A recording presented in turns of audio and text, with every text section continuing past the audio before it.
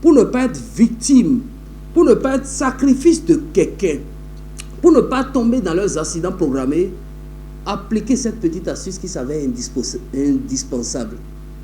Allez chercher un petit bout de coton. Dès que vous avez le coton, vous mettez dans ce petit bout de coton un seul morceau d'ail. Après avoir mis un morceau d'ail dans le bout de coton, vous enrôlez concrètement ce petit morceau de coton que vous gardez sur vous. Vous gardez où?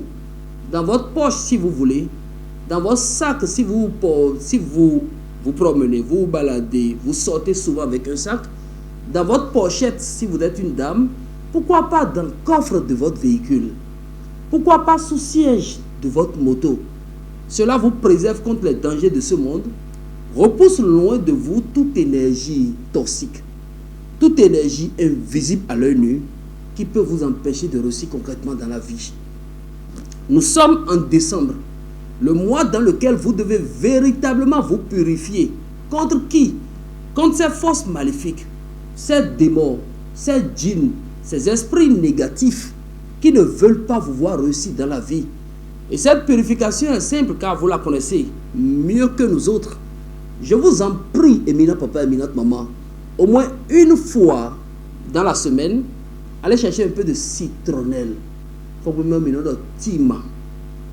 peu de clou de girofle, à tiquin, badouta, clou de girofle, un peu de feuilles de laurier, un sunma, à maïné, vous regroupez ces trois ingrédients de cuisine.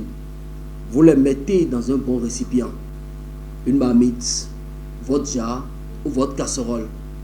Dès que les ingrédients sont dans le récipient, qu'allez-vous faire, chers parents, vous qui nous suivez en ce moment?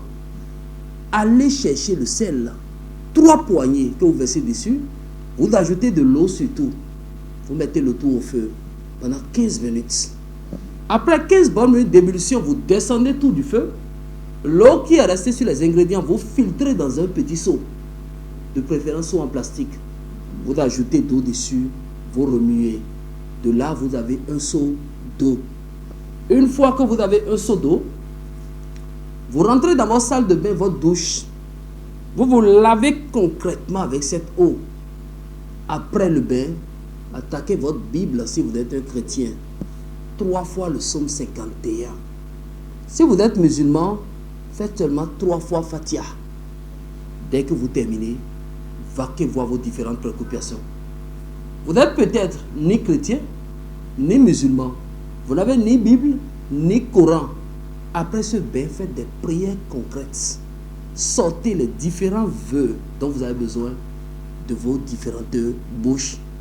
Dieu qui est là-haut, qui est le créateur du ciel et de la terre, veillera sur vous. Tous les démons, les djinns, la méchanceté humaine et tout ce qui vous entoure vont vous laisser le temps de réussir.